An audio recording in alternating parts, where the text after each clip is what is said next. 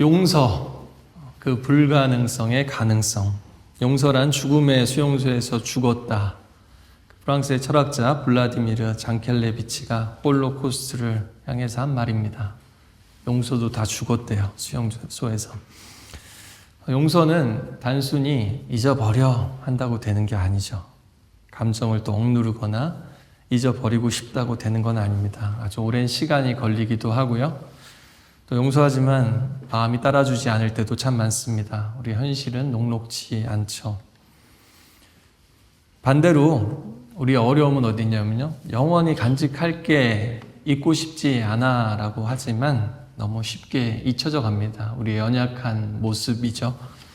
이 우리 많은 상처와 갈등은요, 이 기억과 망각 속에서 비롯되곤 합니다. 무엇을 떠나보내야 될지, 무엇을 잊지 말아야 될지, 그 선택이 우리 삶의 방향을 결정할 때가 참 많습니다. 예를 들어서 세월호 사건이라든지 또 일제강점기 아픔 같은 거 우리가 잊지 않겠습니다 라고 말합니다. 단순히 감정적인 표현이 아니라 더 많은 의미를 담고 있죠. 잊지 않겠다라는 것은 용서하지 않겠다라는 뜻은 아닐 겁니다. 그렇죠? 그것은 기억함으로 정의를 기다리고 진실을 끝까지 붙잡고자 하는 우리 의지의 표현입니다. 용서는 과거의 아픔을 부정하는 게 아닙니다. 또 그 고통을 있는 그대로 인정하면서 직면하면서 대신에 거기에 지배받지 않겠다라는 결단입니다.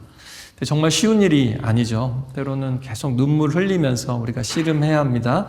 하나님께서 말씀하시는 용서도 바로 그런 맥락 속에 있습니다.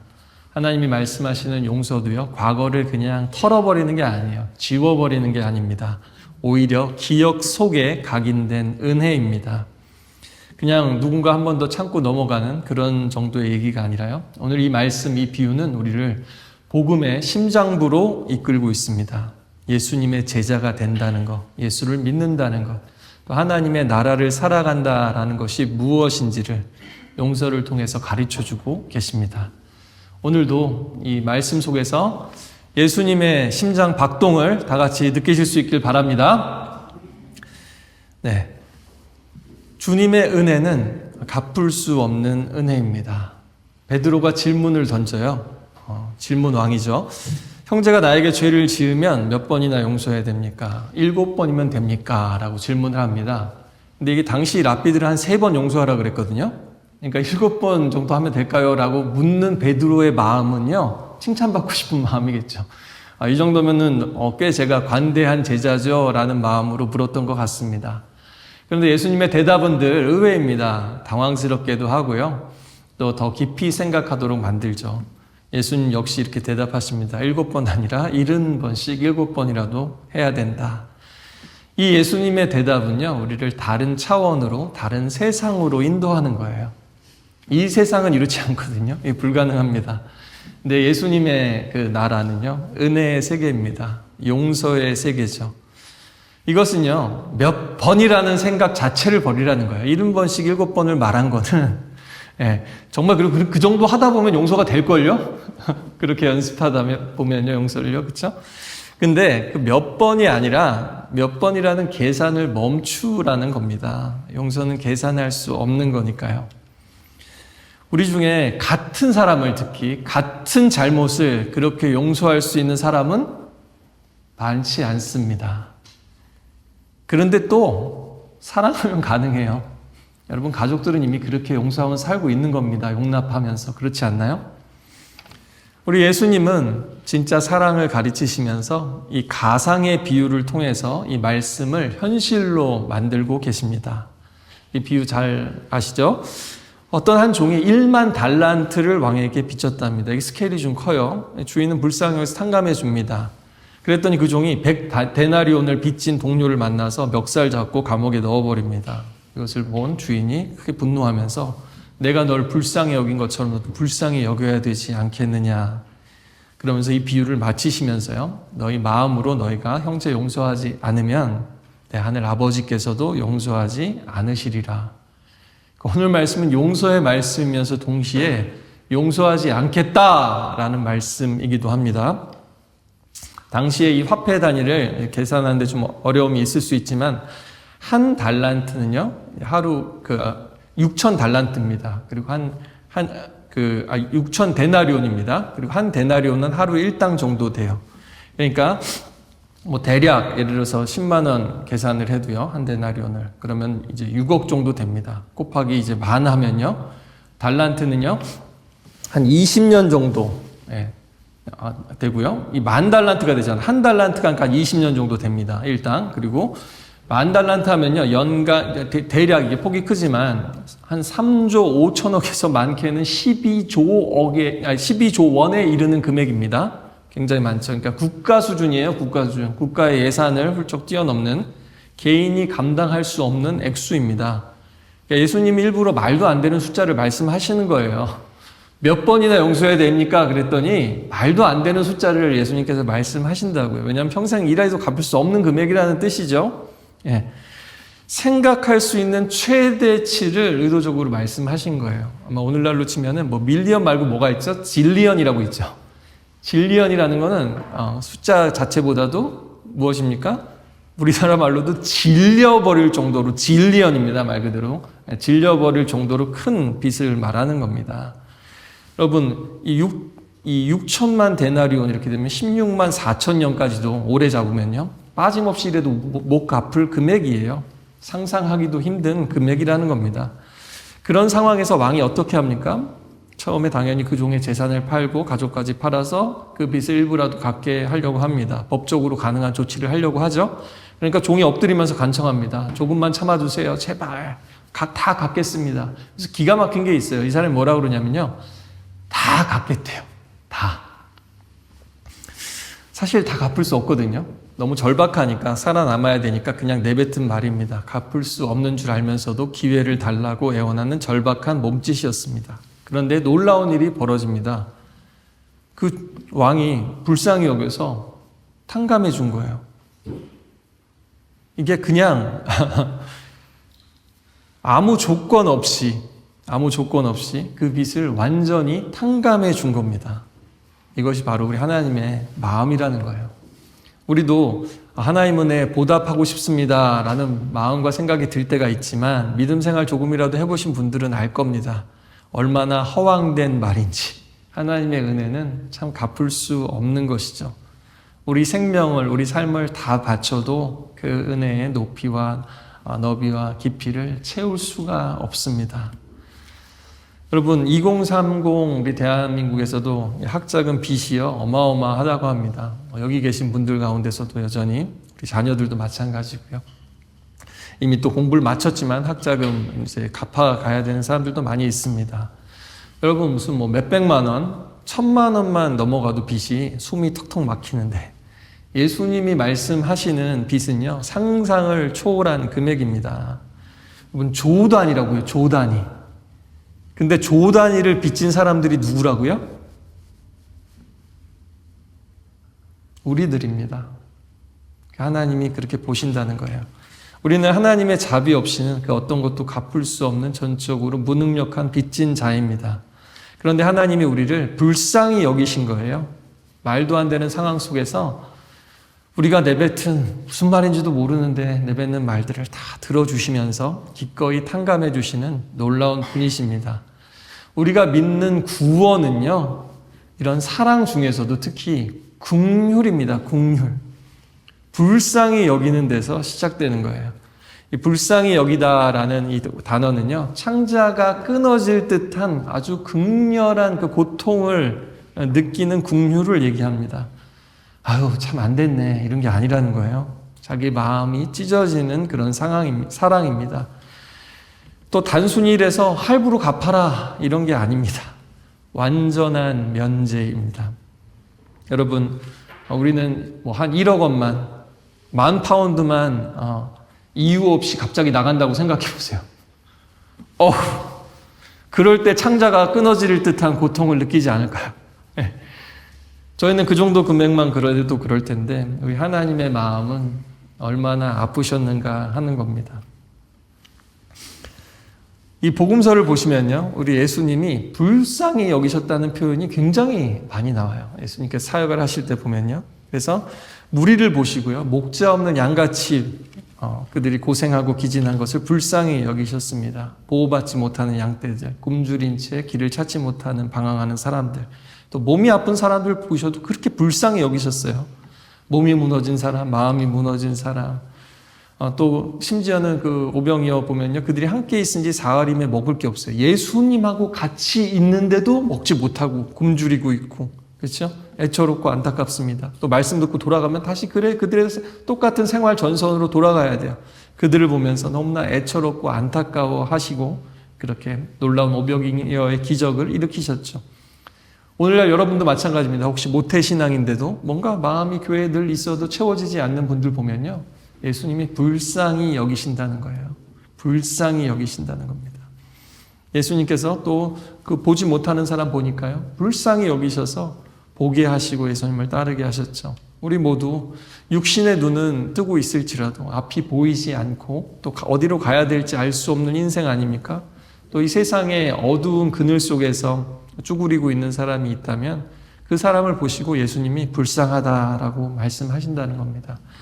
세상 사람들은 그런 사람들 보면은 약자라고 하고 능력 없다고 하고 노력하지 않는다라고 비난할지 몰라도 우리 하나님이 느끼는 첫 번째 반응은 참 불쌍하다, 도와주고 싶다, 새로운 삶을 주고 싶다라는 것이 우리 하나님의 첫 번째 마음이라는 겁니다. 우리는 때때로 우리 자신을 불쌍히 여기기도 하죠. 나는 왜 그럴까? 나는 왜 이 정도밖에 안 될까? 난 안 돼. 그러면 그 고통이 또 배가 됩니다. 그렇지 않나요? 자기 연민은 우리를 더 비참하게 합니다. 그러나 예수님이 나를 불쌍히 여기시는 순간 진짜 구원이 시작되고 사랑이 시작됩니다. 하나님의 놀라운 은혜와 능력이 막 흘러 들어옵니다. 우리 여러분들 가운데도 그런 고백을 하신 분들이 참 많아요. 하나님의 평안이 갑자기 그 어려운 상황 속에서 하나님이 나를 사랑하신다는 게 막 안 느껴지다가 느껴지더라는 거죠. 그게 바로 은혜의 세계죠. 이 세상 속에 살아도요. 하나님의 긍휼은 단지 감정이 아니라 지난번 말씀드린 것처럼 그 구약에서는 어머니의 자궁처럼 생명을 품고 지키고 키우고 온전하게 세우고 독립시키는 그런 사랑입니다. 자, 이제 장면이 바뀝니다. 10,000달란트 빚 탕감받았던 사람이 이게 보니까 워낙 스케일이 크잖아요. 그러니까 그 밑에 딸린 또 일하는 사람들이 많았던 것 같아요. 하청업자처럼. 근데 보니까 100데나리온 빚진 동료를 만납니다. 이제 자신이 갑의 위치에 있는 거예요. 어마어마한 돈을 굴렸던 것 같습니다. 100데나리온은 하루 품삯 기준으로 3, 4개월치예요. 3, 4개월치. 자기는 국가 예산 같은 빚을 졌는데 자기한테 3, 4개월 빚진 사람이 있는데 현실적으로 일하면 갚을 수 있는 금액이겠죠? 이 정도는. 그렇죠? 그런데 이 동료는 더 솔직하게 말합니다. 아까 그 사람 뭐라고요? 갚을 수 없는데 다 갚겠습니다. 큰 소리쳐요. 근데 이 사람은 다 그런 얘기 안 하고 참아주면 어떻게 갚아보겠습니다. 이렇게 더 현실적이고 솔직하게 얘기하죠. 그런데 이 종은 어떻게 합니까? 용서하지 않아요. 그를 감옥에 넣어라. 옥졸에게 넘겨라. 여기서 옥졸은요, 단순한 간수가 아닙니다. 전문적인 고문 기술자를 얘기해요. 그래서 로마 시대 경제사범들이 빚을 갚지 못하잖아요. 그럼 고문을 해서 돈을 짜내거나 노예로 전락시키거나 감옥에서 평생 고통받도록 했습니다. 그러니까 그 자기한테 빚진 사람을 그렇게 잔인하게 대하고 있다라는 거예요. 이 장면에서 우리가 보게 되는 거는 자기는 전부를 탕감받아 놓고서 그 조금 탕감해주지 못하는, 용서하지 못하는 이기적인 인간의 모습을 보여주고 있습니다. 너그러운 한량없는 은혜를 받고도 그 은혜를 흘려보내지 못하는 모습, 참 잔인하고 모순된 태도입니다. 그랬더니 장면이 또 한 번 바뀝니다. 세 번째 장면. 이걸 보다 못한 사람들이 우리가 들어도 이건 좀 아니지 않습니까? 이건 아니다 싶은 거죠. 저 사람이 저러면 안 되지 이런 생각이 들어서요. 곧장 왕에게 가서 이 사실을 알립니다. 그랬더니 왕이 대노하죠. 그를 옥졸에게 넘겨라. 기회가 있었는데 놓친 거예요. 자기가 했던 그 잔인함 그대로 자기가 받게 됩니다. 그리고 최후를 맞이하게 되죠. 감옥에서 그냥 썩는 것이 아니라 고문을 당하고 고통을 당하면서 남은 생을 마감해야 합니다. 오늘 이 예수님의 말씀은 우리에게도 동일하게 묻습니다. 너는 얼마나 많은, 얼마나 큰 은혜를 받았느냐? 그리고 그 은혜를 너도 흘려보내고 있느냐? 우리 모두는 10,000달란트 탕감을 받은 사람입니다. 누군가의 100데나리온이 크다고 말할 수는 없겠지만 그 작은 것도 용서하지 못하는 우리의 마음을 예수님은 이 비유를 통해서 비추고 계신 겁니다. 70번씩 7번이라도 용서하라. 하나님의 은혜는 끝이 없고 용서는 한량 없다. 우리 이 말씀을 이렇게 이해합니다. 정말 하나님은 오래 참으시고요. 정말 용서하기를 바라시는 분이십니다. 심지어 10,000달란트라도 그 종이 불쌍해 보이면 흔쾌히 탕감해 주시는 분이시죠. 근데 문제는 그 다음입니다. 첫 번째 용서를 받았던 종. 두 번째 용서를 받았을까요? 못 받았을까요? 첫 번째 엄청난 금액을 탕감 받았어요. 두 번째는 없습니다. 국물도 없습니다. 왜일까요?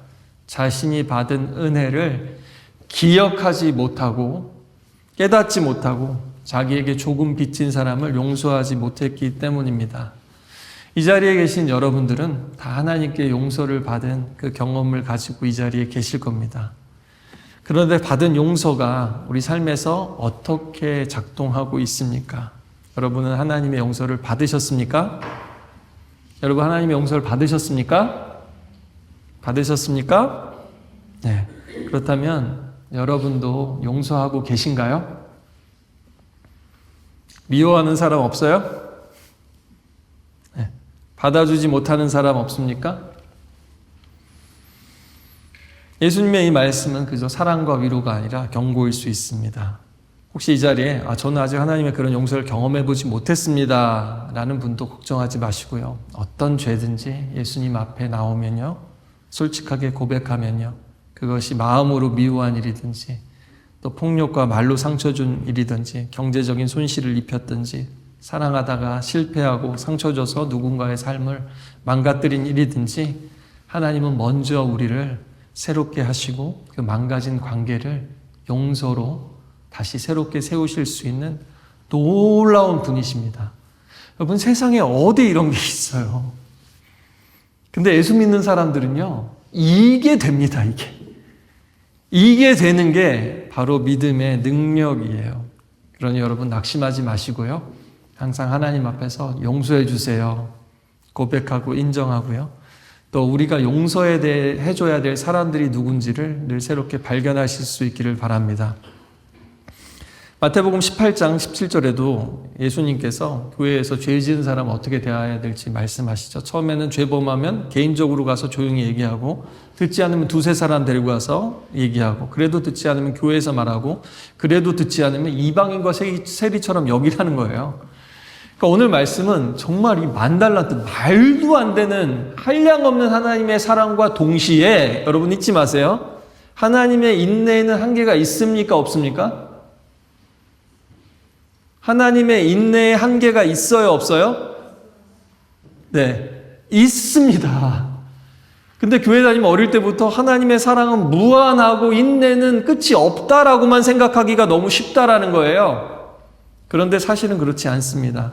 하나님의 인내에도 끝이 있다라고 예수님이 가르치고 계신 거예요.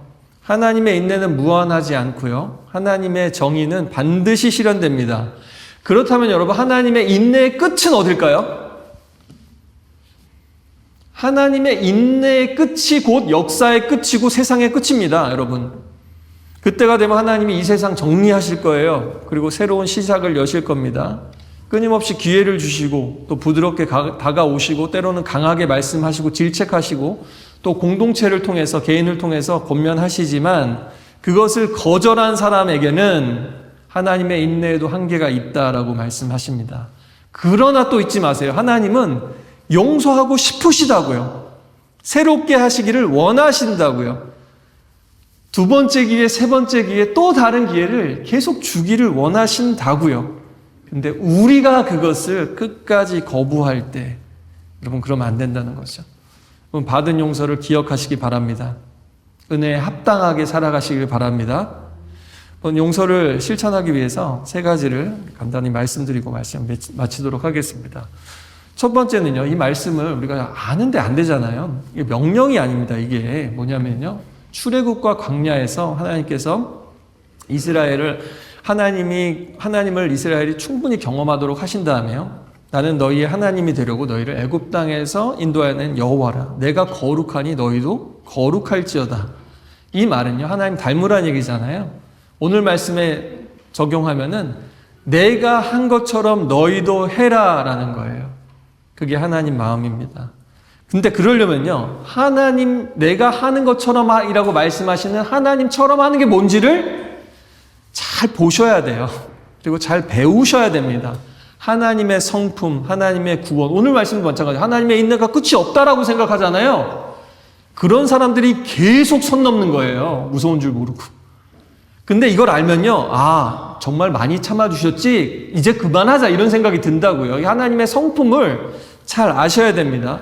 또 하나님의 구원과 그 방식, 하나님의 긍휼과 은혜가 어떤 것인지를 배우라는 겁니다. 하나님이 어떤 사람을 건지시고 어떤 사람을 건지시지 않는지, 누구를 불쌍히 여기시는지, 누가 지금 고집 부리고 있어서 쓴소리를 들어야 될 사람인지를 우리가 하나님 아버지께 배워야 된다는 겁니다. 여러분, 이웃을 사랑하고 하나님 사랑하는 거 몰라서 안 되는 게 아니죠. 오늘 말씀에 빗대 보면요, 하나님의 사랑을 제대로 깨닫지 못하고 제대로 누리지 못하고 제대로 충분히 받지 못했기 때문에 안 되는 거예요, 이게. 그렇다라면 우리 새가족들도 잘 들으시고요. 먼저 어디에 집중해야 돼요? 하나님을 알아가고 경험하는 데 집중해야 됩니다. 그러니까 봉사나 이웃사랑은 사실 2차적인 문제예요. 하나님 사랑하고 관계가 되면 이거는 시간 지나면 자연스럽게 되는 겁니다.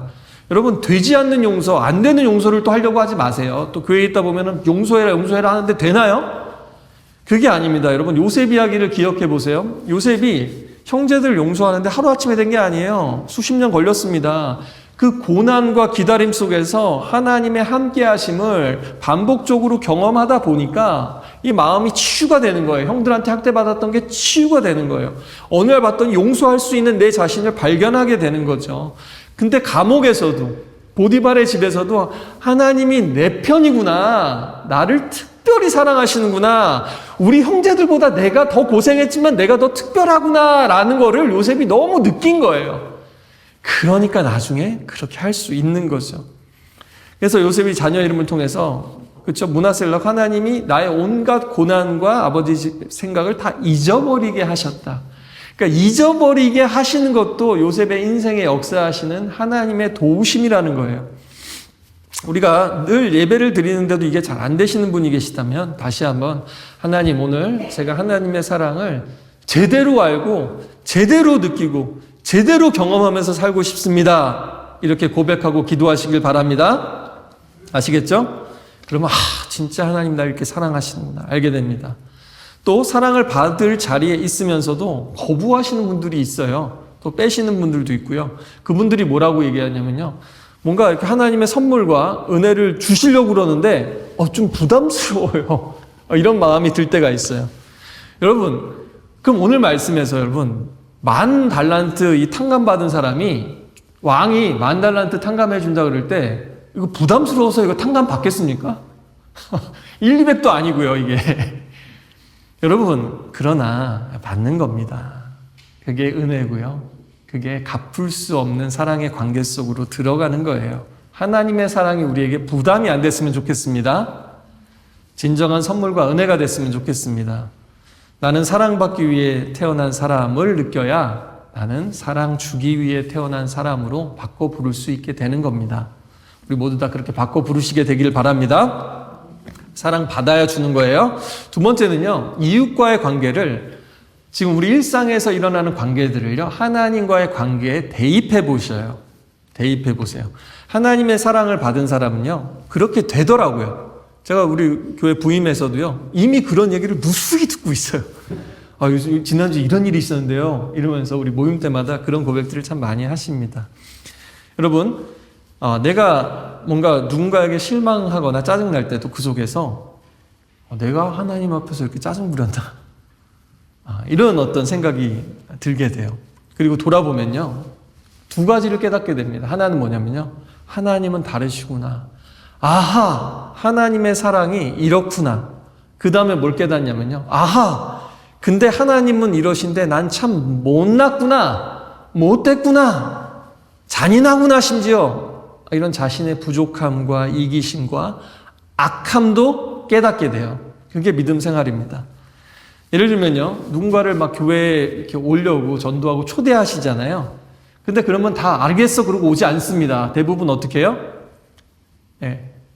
강아지가 이렇게 뻗팅기듯이 사람들도 이렇게 하면서 뻗팅깁니다. 그쵸? 그러면은 그때 어떻게 돼요? 차라. 됐다. 좋은 거 주려고 그러는데. 그런 마음이 들지만, 많은 분들이 그럴 때 뭘 느껴요?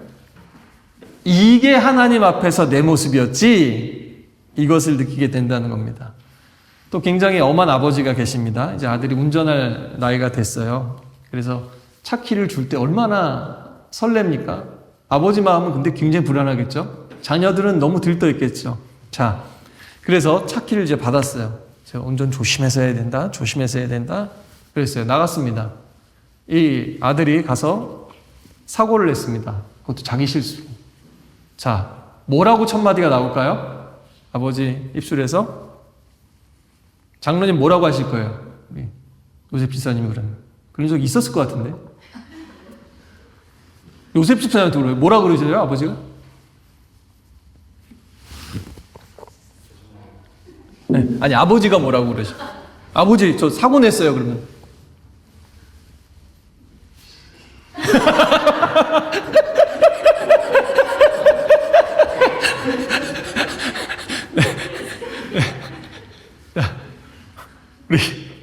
우리 최양석 집사님 뭐라고 하실 것 같아? 안 다쳤냐? 비교되잖아요, 너무. 그쵸? 근데 제가 진짜 정말 그런 얘기를 많이 들었어요. 그랬을 때 당연히 확 이렇게 XX 나올 줄 알았는데 그때 첫 마디가 대부분 부모님들이 몸은 괜찮니라는 거예요. 엄마든지 아빠든지. 근데 거기서 부모님의 사랑을 다시 한번 느끼고 또 하나님 아버지의 다시 한번 그 뜻밖의 너그러움이잖아요. 뜻밖의 너그러움. 하나님의 마음을 느낀다고 합니다. 또 실화인데요. 제 제자가 이제 그 대학생들 모여서 이제 같이 룸메이트랑 사는데 어느 날 변기가 막혔더라는 거예요. 변기가. 그래가지고 막 뚫으려고 하는데 안 뚫려가지고 고생하다가 뻑 하고서 나왔는데 오뎅이 거기서 나오더라는 오뎅이. 그래서 뭐야? 그러고 봤더니 룸메이트가 오뎅을 그냥 거기다 버린 거예요. 처리하기 곤란하니까. 좀 잘라서 넣는 센스가 있어야 되는데, 그러니까 이런 거를 용납하는 게 어렵다고요. 같이 살면, 그쵸? 네. 근데, 이 친구가 처음에는 확 올라왔죠. 누구야? 막 이러다가 순간, 뭐라고 고백했는지 아세요? 이 변기통이 내 영혼이구나. 요즘에 내 상태가 이렇게 막혀 있었네. 하나님이 이거를 뭔가 깨닫게 하시려고 뚫어야 되겠다. 여러분, 이게 뭐예요? 이 믿음의 유비구 이게 대입한다라는 뜻이에요. 우리 일상 속에서 일어난 일들이 정말 많거든요. 우리 토요일날 우리 기초성경 공부하는데도요. 1파운드 너무 어려운 시절에 1파운드가 아까우셔서 집사님이 헌금을 몇 주 못 내셨대요. 그랬더니 한 주에 아들이 갑자기 예배 드리고 오는데 엄마 1파운드짜리가 없어서 10파운드짜리 넣었어. 이렇게 얘기를 해서 너무 웃음이 나오셔가지고 하나님 참 짓궂으시다. 이렇게 고백하시기도 하셨습니다. 여러분 삶 가운데 하나님을 얼마나 느끼고 계십니까? 여러분, 이게 일상 속에서 하나님과의 관계에 늘 우리가 비춰볼 수 있는 눈, 이게 믿음입니다. 그럴 때 우리 삶 속에서 감동이 오고요. 감동이 쌓이면 삶이 바뀌는 거예요. 상상도 못했던 모습으로 내가 그 자리에 있게 되는 겁니다. 마지막으로 믿음은요, 두려움과 사랑의 오묘한 조합입니다. 하나님은 정의의 하나님이시자 사랑의 하나님이시죠. 이 두 가지가 늘 충돌하는 것처럼 보이지만 하나님의 사랑과 용서는 정의를 품고 있습니다. 여러분, 용서는 조건적일까요? 무조건적일까요? 철학자들도 이걸로 논쟁을 많이 해요. 그러나 성경이 보여주는 용서는요, 단순히 기브 앤 테이크가 아닙니다. 주고받고 끝나는 게 아니에요. 근데 주고받음이 필요해요. 오늘 이야기 보면 뭐예요? 왕이 용서해 줬잖아요? 그렇죠? 그랬더니 가서 너도 용서해 줘야 되는 거잖아요. 근데 그 안에서 문제가 생겼다는 거죠. 그러니까 하나님이 말하는 용서와 은혜, 사랑은요 뭐냐면요, 내가 용서받고 내가 용서하고 그 용서를 다시 하나님께 기쁘게 올려드리는 거예요. 사랑도 마찬가지입니다. 내가 받잖아요. 그러면 주는 겁니다. 그러면 또 받을 수 있는 거예요. 또 주고 받고 또 주는 겁니다. 줘도 기쁜 겁니다, 여러분. 이게 어떻게 되냐면 연쇄작용이에요.